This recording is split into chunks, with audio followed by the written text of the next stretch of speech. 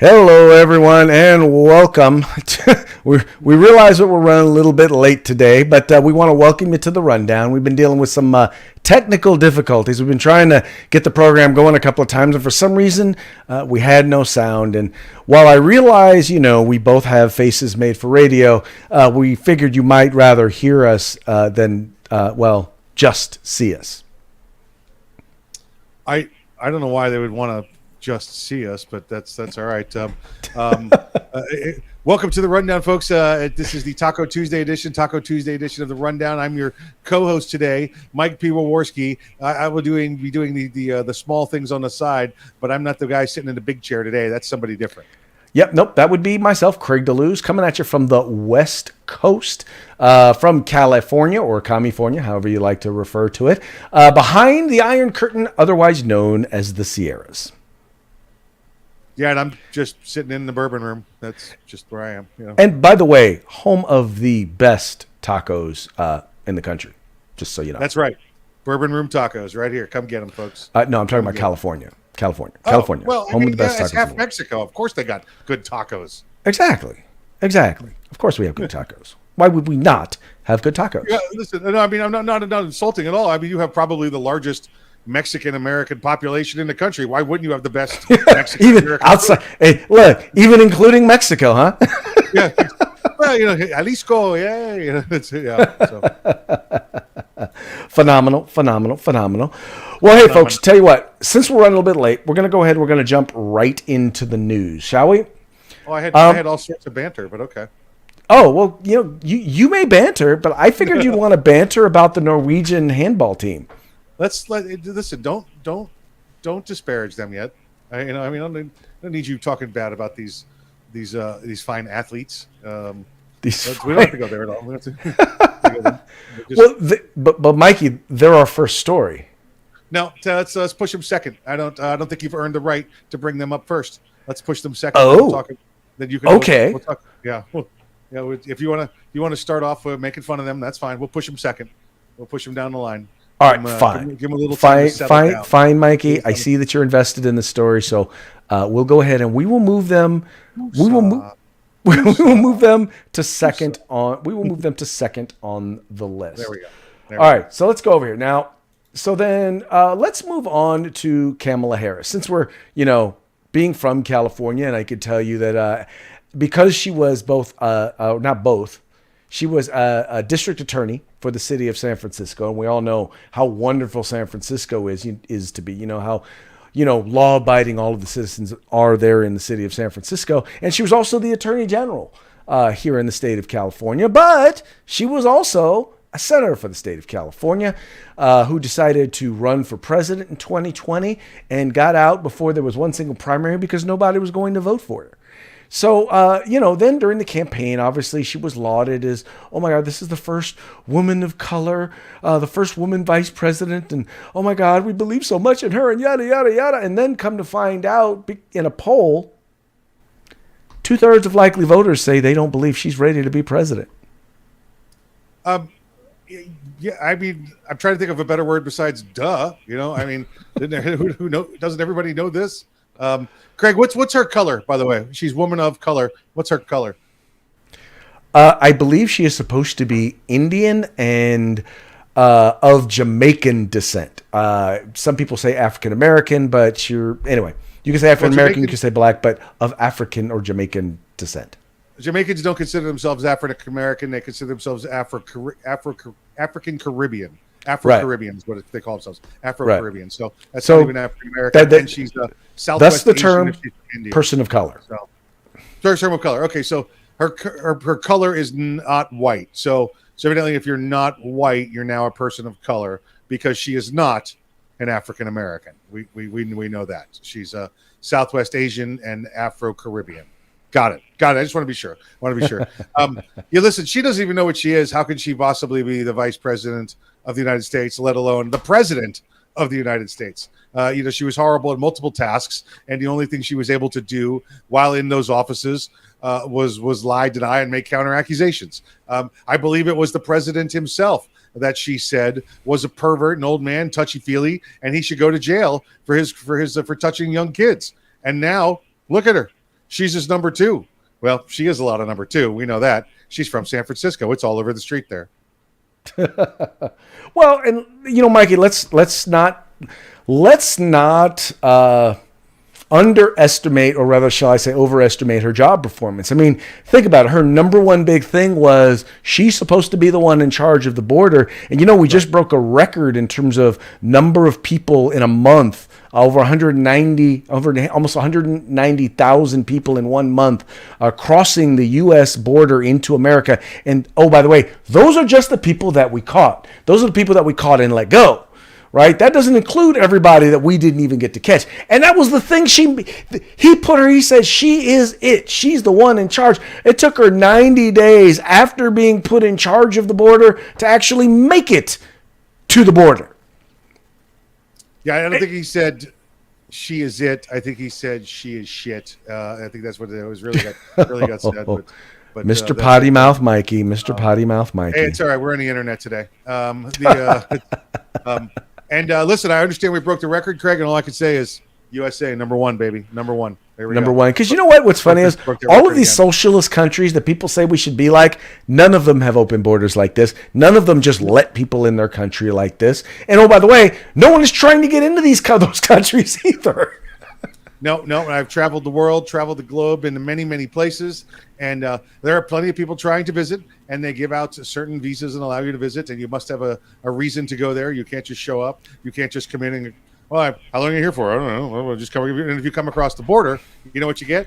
You come across the border illegally. You know what you get? You get shot. That's what you get. You get shot. And then that's the way it goes around the world, including, Craig, in Norway, by the way, I might add. Oh, is that your lead into our next story? I'm going to let you take the lead on this story, because this was one that you picked out, and all I saw was Norwegian, I saw handball, I saw bikini bottoms, and then boy shorts, and I said, this is a Florida man story. This, Craig, and I mentioned it yesterday. This was actually a viewer send-in suggestion. A viewer. Okay. Do we know who the viewer is? Can we out this viewer? I think his name was Mike Wazowski. Is from Mike Wazowski. Yeah. So, of Monsters Inc. There you go. Yeah, Monsters Inc. He sent it in. He had his eye on this story for a while.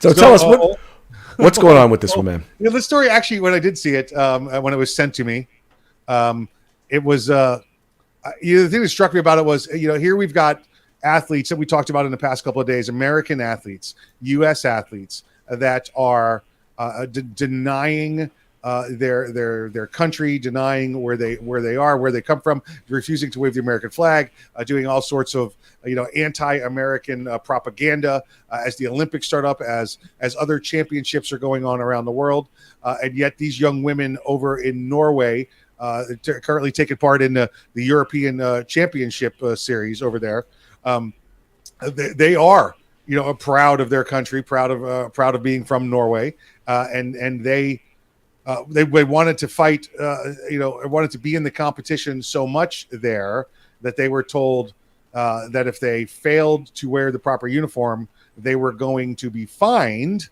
And so they said, okay, this is about this. I really do respect this. I mean, for some reason, they've got these women wearing it's basically the same uniform as the beach volleyball people wear. This is beach handball. And this is actually kind of a big deal. This is Olympic sport, by the way, and it's a big deal in Europe. We don't really see this one over in the States so much. But they put them in these little uncomfortable, tiny bottoms. Let's just say that. And they said, "Listen, that's not athletic. It's not comfortable.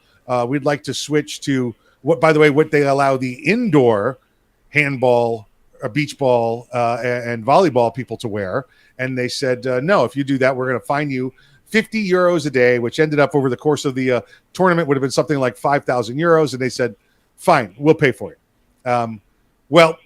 Craig, the one of the other problems I had with this is that they let them wear it, like I said, on the indoor squad, and the men could basically wear, I don't know, like workout gym clothes. We do have some pictures of this. If you can bring up some of these pictures there, Craig. Let me take a look at this. This is what they have to wear on the, and you can see the ball's different than a volleyball. This is the beach handball league there. This is from the Norwegian Beach Handball Association. Well, that's looks like the German team. Yes, the German team. Yes. Now if you'll go to the next one there. There's Denmark. German. Yeah, yes, Denmark. There you go. There you go. If you'll, you can kind of see, looking at the backs, and we've raised these up so you don't have to see all the bottom of the, But anyway, trying to be dignified with these pictures. And you can see how small they are. And I'll go the next one here. This is actually, she's from the Polish team, I believe, on the next one. Next picture we have here is from the next picture. Craig, next. Hold on, getting it together here. There we go. Yeah, that's from the Polish team. I'm not sure what her name is. I call her Pani Piwowarski, though. Pani. Piwowarski. Okay. And so here's what is here's this? Here's what they want to wear. This is what they allow the indoor team to wear. Right. But they won't allow the outdoor team to wear this. Now this is the European Handball Federation has said, if you do this, if you wear this, you'll be fined. You'll be fined. And so they said, okay. So they showed up in this and they go, oh, we didn't think you were going to do it. Where you're also going to be disqualified. Okay. Wow. And at the Olympics. They did not want to be disqualified. So they went back to the original uniform that you just saw. Now, here's the issue with this. Show what the men wear, Craig. That's what the men are allowed to wear. Okay. All right. If the men wore what the women had to wear, they'd look like Borat on the beach. Okay. All I'm saying is, listen, obviously, Craig, you and I can appreciate, the attractiveness of a woman. But that's not athletic, and that's unfair. You can't make the men wear one thing and then expect the women to wear these items. And it's, once again, these are supposed to be the open-minded, the equity-minded socialist folks of Europe that we're supposed to be paying attention to, that we're supposed to be more like. There's no doubt that obviously, we know which uniforms we would prefer. We prefer to see, but there has to be some sort of equity, right? Some sort of, not equity, equality. There's got to be some sort of equality. You can't let the guys show up looking like beach bums and make the women show up looking like they're bikini models, and not expect for people to believe that there's a real lack of equity here, equality here. Yep.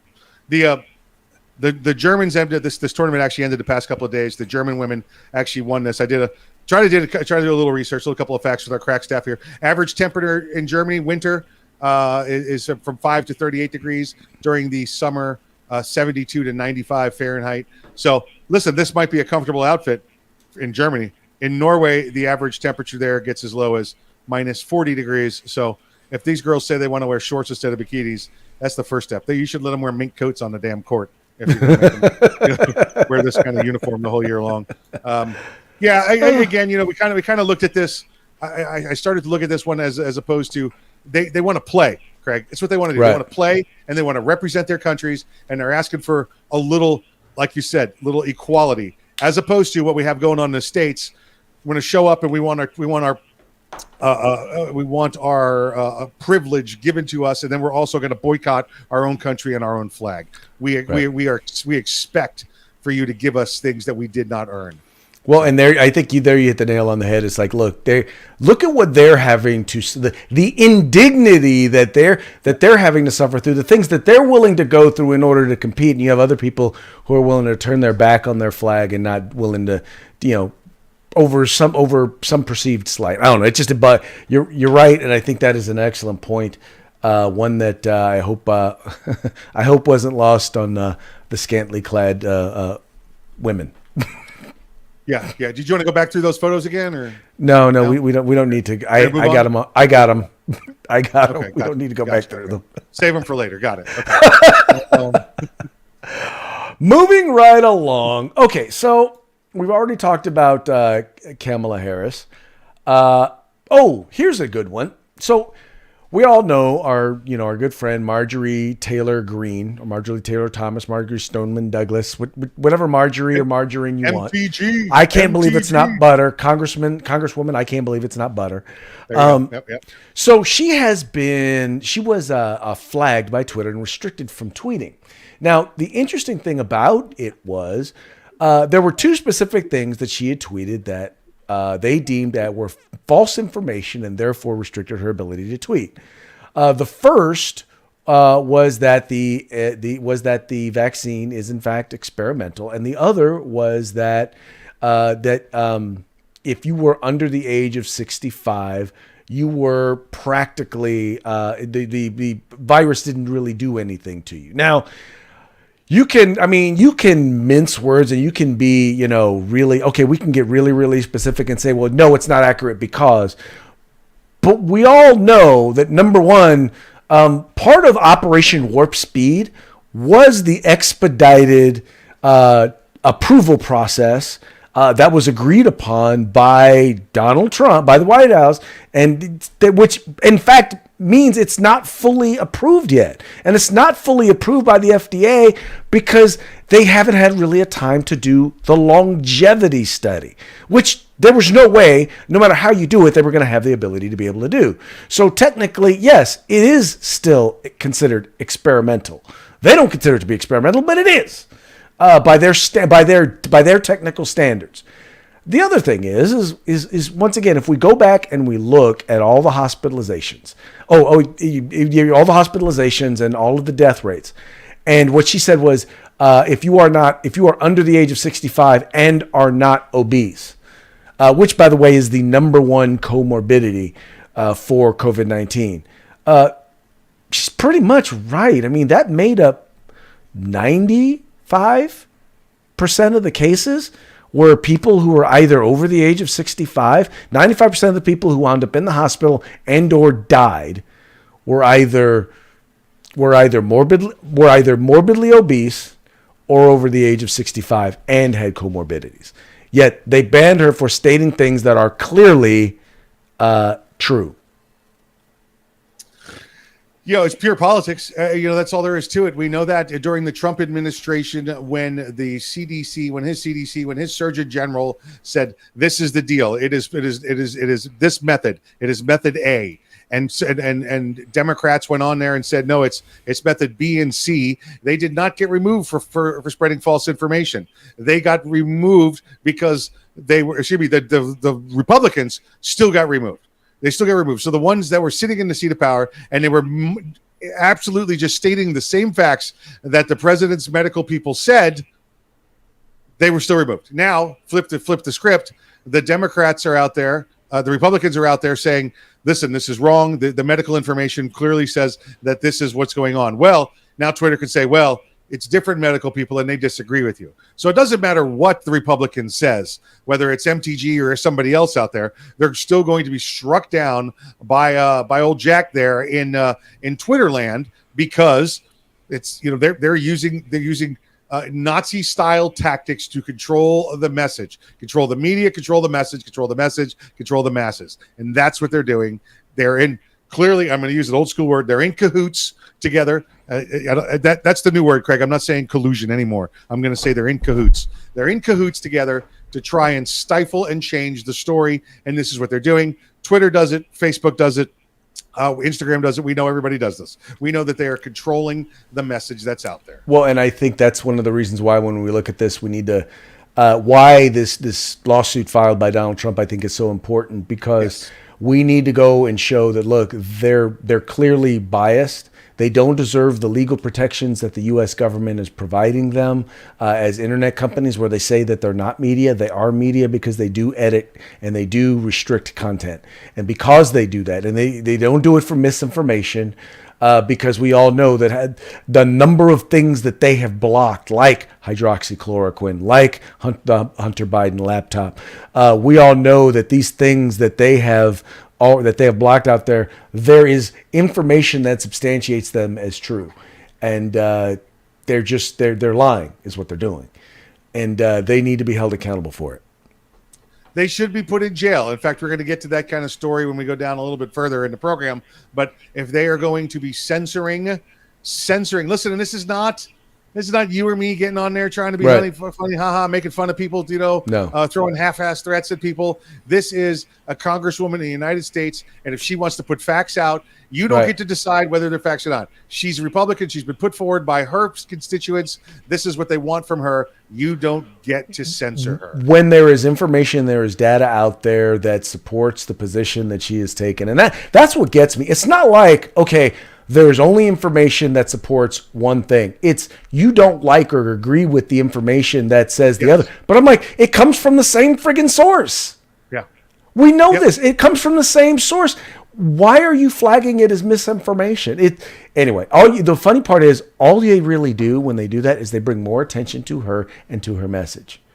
That's what's so funny, because the rest of us are like, to people who hear what she has to say, all of a sudden we realize. And by the way, to people who are open and open to listening to what the other side has to say, what they see and what they hear is, well, wait, why are they blocking her when she's clearly saying what is the truth? Because it's the truth. It is. Yeah, listen, it is. They're setting a dangerous standard, Craig. Right. They're setting a dangerous standard. Listen, just over 3 years from now, when we start putting them in jail, and they all start getting these heads of these social media organizations, these politicians, they're setting a path for us right now. President Trump refused to do it. President Biden is clearly doing this. So guess what? 3.5 years. Get comfy, folks. You're going to be in an 8x8 cell. Well, you know what, Mikey? Now here's what's getting me. Now here are folks who are not in jail, right? Antifa, a Southern California group in Antifa, right? They call themselves so-called Antifa, right? Now, we've been talking about this event, the America First event that Matt Gaetz and Marjorie Taylor Greene have been trying to put together in Southern California. And we've talked about how each of how multiple venues have canceled on them. Well, Mikey, let me tell you why they canceled on them. Because this group on their Twitter page and on their website have gone to and found staff people who work at these organizations, and they've doxed them. They've put out their personal social media. They've put out their phone numbers, their personal phone numbers. They've put them online for their almost 1,000 followers on Twitter to go and harass and attack. And guess what? Their Twitter count is still up.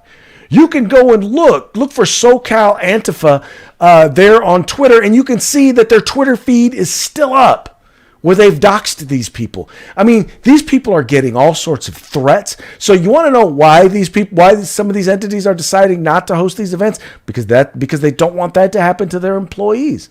But that's what these folks are doing. Yep, and right away, but it's California. You know how it goes. California and the authorities out there and the Fed should be going after everybody involved in this. They should be going after the Antifa people that are doing this. They should be going after them for culpable negligence, depraved indifference, internet stalking, harassment, threats to do bodily harm. They should be going after everything. And they should be going after Twitter also for allowing it to stay up. This should be this should have come down moments after it went up. This should be, listen, you just talked about your damn algorithms that got MTG pulled down. Why isn't this there? Why is it releasing somebody else's personal information the first thing that's taken down as soon as you hit the send button? You're lying.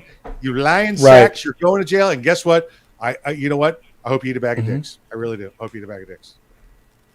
Now, Mikey, see, you went there. You went there. So for those of you at SoCal Antifa and at Twitter, just so you know, he is not speaking profanity at you.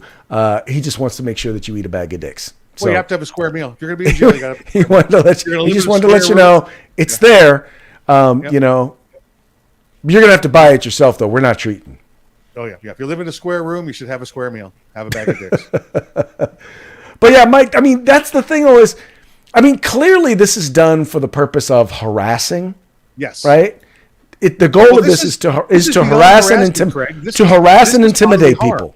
Right. Yeah. Their goal is to harass and intimidate people. Yeah. And that should not be allowed. And Twitter should not be allowing them to do stuff like this. Yet and still, this goes beyond harassment as far as I'm concerned. This should be attempted violence crimes. This is what they're trying to get done. This is not just hey, is your refrigerator running? And hang up the phone. Okay. Right. They want harm to come to them. And these people should be put in jail now. And if any harm comes to them at all, they should be tried for those crimes as well. Exactly. I completely agree. 100. I completely agree. 100%.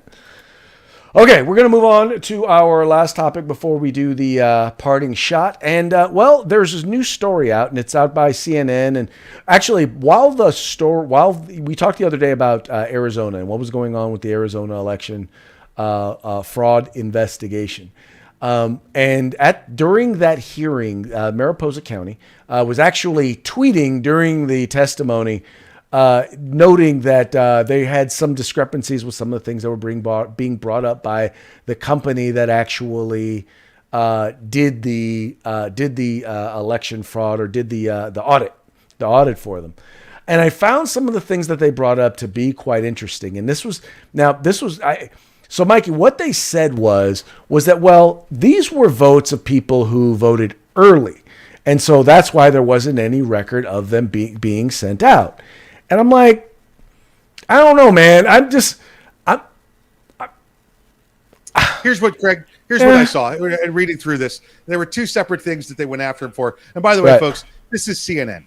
This is their fact finding. This is their facts. Well, no, this is from Mariposa County. This is Mariposa County defending themselves. It's Maricopa County. I know you've got Maricopa. I'm sorry. That grow wild. Maricopa County that grow wild in California. But this is Maricopa County. You're right. You are correct. In Arizona.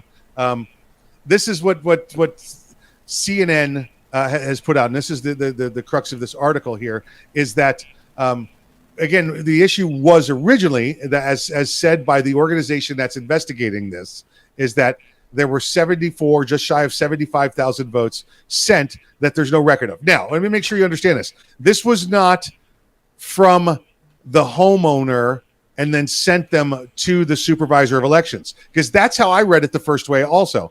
So this is not the Maricopa County sent out the ballots to the individual, and then those individuals sent them back. This is not the loss of them being sent to Maricopa County. This is Maricopa County saying, we have no record of sending these 74,000 votes out ever, these ballots out. So we have no record of these 74,000 ballots being sent. But Mike, if you go to the links in the story, in the story said that they consider both people who show up, they consider in-person voting and mail voting, they consider all to be early voting. What they were saying is those were voters who showed up and voted early in person. No, that's not how I read this. Did you follow the link to where Maricopa County was tweeting their Twitter page, where they were tweeting about it? That link is in the story. Here's what CNN has stated. This is CNN's counter argument about these 74,000. There is no evidence of either fraud or any significant error with these ballots, and certainly not magically appearing ballots. Both the county and outside experts say there is a simple explanation for the gap. The company claimed that had not been explained, the existence of in-person early voting, contrary to their claims. Okay, now here's the problem with this, Craig. They want to tell me, and here's their response. After the deadline to request a mail-in ballot, which was October 23rd, we stopped counting after that. You're telling me the largest county in the state of Arizona, and that was one of the largest counties in the country, Republican counties in the country, decides that this is an election so important to us that's going to be looked at for years to come. About 2 weeks, Mike, 2 weeks earlier, we're going to stop counting. I completely agree with your question on that. I was just noting what Maricopa County was saying, and because they said that, and then what you just said, the two don't match. Right. That's my point. The two don't match. Yes. By the way, I love CNN's experts. They're like, well, this former person that used to work here, the ones that were fired, by the way. They don't tell you that part. The second half of this is that, let me get down to the facts here, is the signature verification. The signature verification on this was just as harsh.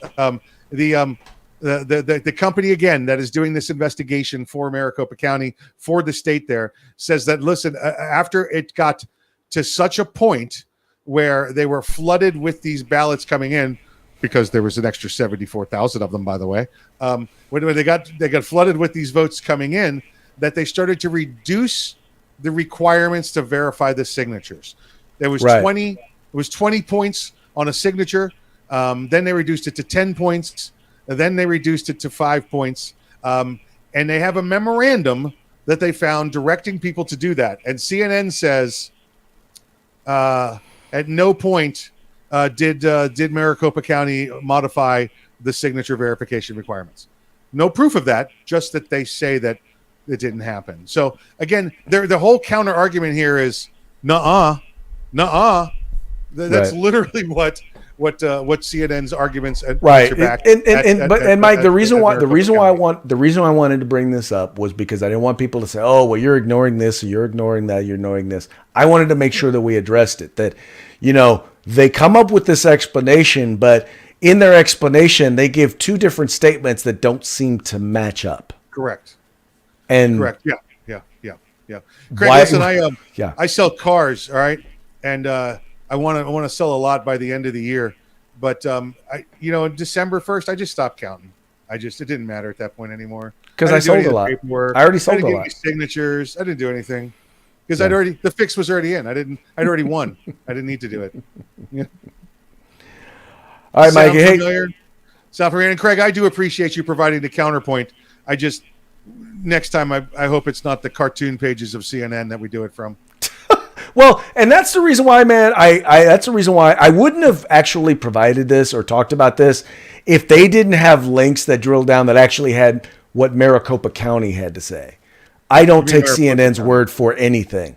I take a look, even if they don't have the links, I look at what they say someone else says. I look up who that person is and find what they had to say from a more reputable source, because I don't consider CNN to be a reputable source. Right. Not at all. And I understand what you're saying about what Maricopa County said. And that's what I tried to say at the beginning, because I read it wrong the first way. Also, when I heard him testifying, they said 74 sent ballots. I thought those were the ballots sent back to Maricopa County. That's not what they're referring to. They're referring to 74,000 ballots that evidently got sent out and automatic. I'm like, how do you not have an accounting of those? If they sent out, here's what they're trying to tell you. If 1 million ballots were sent out, 1,074,000 were returned. Well, but my thing is early voting or not, I'm like, your mail-in ballots should not be the same as your ballots that people show up in person for early voting. They're different. They're doing digital. Exactly right. It's 100% different. Well, no, they're saying that it is. Maricopa County is saying they're the same ballots. And I'm like, how stupid is that? Nobody's doing that. Who would do that? Who would do that? That's ridiculous. That's worse than Democrat dumb. Nobody would do that. That's horrible. Well, Craig, it is Democrat dumb. We got a parting shot. Before we get to that, I want to give you the information I got as we sat here. I don't have it in front of me. From our good friends at Gorilla Machining. Our good friends at Gorilla Machining this week is going to be contributing and giving away a pistol length 9mm barrel for America's rifle. So if you've got yourself a pistol build that you want to do, or a short barrel rifle that you like to build, I think it might be a 5.5 inch 9mm barrel with a flash hider that goes onto it. And for those of you that have done any shopping around, this is typically and normally well over $100 worth of gift coming to you from our good friends at gorillamachining.com for you to take part in our Freedback Friday event coming up Friday. Okay, now just so you know, threaded barrels in some states are not legal. So if you are in a state where it is not legal, you need to do the research and find out if it's legal in the state where you are.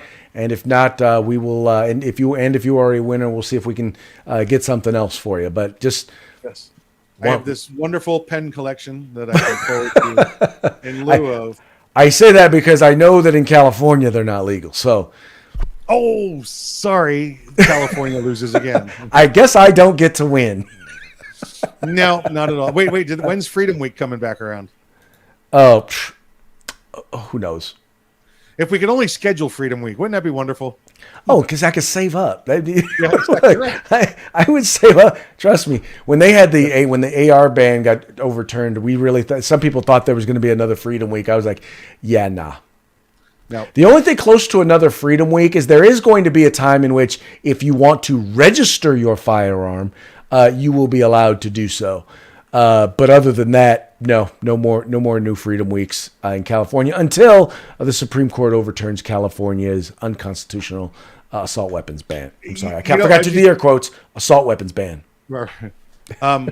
Just a quick fact. I know Earl and I did the math on this. We did the numbers. The Freedom Week you had, which was only 6 days long, by the way, it wasn't even a real week. The number of 30-round magazines just shipped from Magpul alone filled 11 full tractor trailers.